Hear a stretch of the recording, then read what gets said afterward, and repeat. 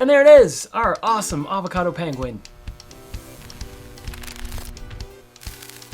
Welcome, craft kids, back for another episode of our AI Mashup Challenge. We got EVOB in the studio again today. Hey EVOB, what's our drawing challenge going to be for this week? Today's AI Mashup Challenge is an avocado combined with a penguin. An avocado combined with a penguin? Oh, this is going to be waddlesome. So parents, if you want access to an awesome coloring page and a whole library, a growing library of coloring pages and drawing guides, check out the pinned comment below and look at the first link. That'll bring you to our Craft Kids TV Creativity Vault, where you can unlock access to all kinds of free stuff. Don't miss it. All right, here we go. We're getting started with pencil this time, just to make sure that we get it the way we want it to look. And it's a little hard to see here, but that'll all just hang with it for a second. That'll all get a little bit darker as we go. The first line being most important, just trying to get that the correct shape. So it's important on this one to use pencil, at least in my eyes. We're giving it a little dimension here too by having the avocado penguin sort of tilted just a little bit sideways. Okay, we're adding on the quote unquote arms, which are really kind of like fins essentially, help them glide through the water. But we're putting the quote unquote arms on at this point. And next we go to the kind of like the forehead coloring above the eyes. And we're gonna go with some pretty basic stuff here, right? Penguins come in all shapes and sizes and they look all sorts of different ways. But this one, we're just keeping it super simple, super basic. So we're doing like the kind of widow's peak thing above the eyes. And then you'll notice we're gonna go with some large eyes. We like to do large eyes on most of our drawings, just because we like the way that it looks and it gives us plenty of room to do reflection spots and things like that. Here we're adding the beak, and as you know, penguins have beaks, and inside this avocado penguin is going to have what normally would represent a penguin's tummy is like a patch of white, right? So instead of patch of white, of course, we're going to put the pit of the avocado in there, and then we're adding some feet. We get a little distracted. We go back up and finish the eyeballs. I find myself getting distracted like that a bunch. I'll be working on one section as I'm sketching, and then I will sort of bounce to a different section. Oh yeah, I want to do this, and I'll go do that, and then eventually come back. I've got one of the feet drawn, so that'll get drawn. A little bit of repair work on the eyes there, and again, that's why we're using pencil, so you can make sure it's right. We actually love just drawing in Sharpie as well, but sometimes when you want it to look a certain way or you want to be precision with it, it's just best to start with pencil. So here on the pit, we're adding some highlights where the highlights are going to be, and now we distract it again, bounce back up and draw the outside skin of the avocado, which is a little bit bumpy. So we're adding some texture there with the bumps. And as you can see, it's starting to all get just a little bit darker and easier to see. Momentarily, we'll be going over it all with Sharpie, so it should really clear up. Here we go with the Sharpie. And you can see we're just tracing along all those lines. And when you're doing this, if it's okay if you are tracing the lines and you miss a line, like just ever so slightly you miss it, or it just doesn't quite feel right and you want to make the line a little outside or inside of where you had planned on it being, that's completely fine.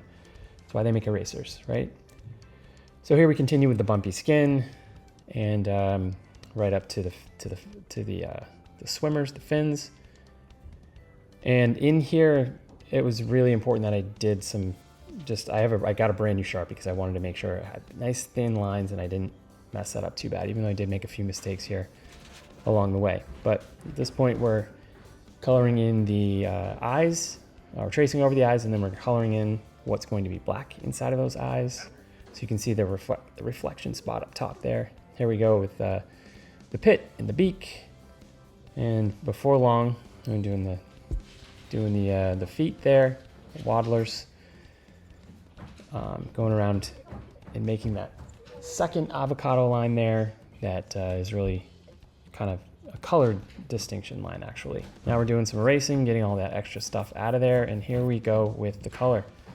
First starting out with the pit and just making sure we try to slowly integrate some colors here to make a gradual blend. And you'll see as I go along, I get distracted here again and I go off and I do some other stuff and then come back to it. But you'll see that slowly it morphs into something much darker and darker and darker because it just didn't quite feel right. So at this point, it's nearing done, but not quite. So here we go to a different section. We'll color the forehead and get distracted with other things before we eventually make it back to that pit. And then I just wanted to make sure that we did some different, like, basic types of shading, like where different parts would be darker green and lighter green. So we did that there.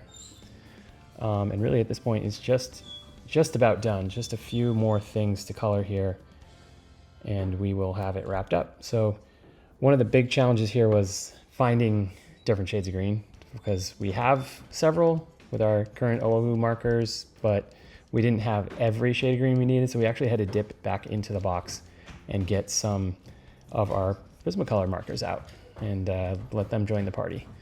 So that's what we did, and we ended up really enjoying what it came out to be. And so you can see it's just about finished up here, doing the beak and the feet, and revisiting the pit, doing some basic shading things, kind of representing where the light would have a struggle getting to, and cleaning it up, giving it a signature. That's it.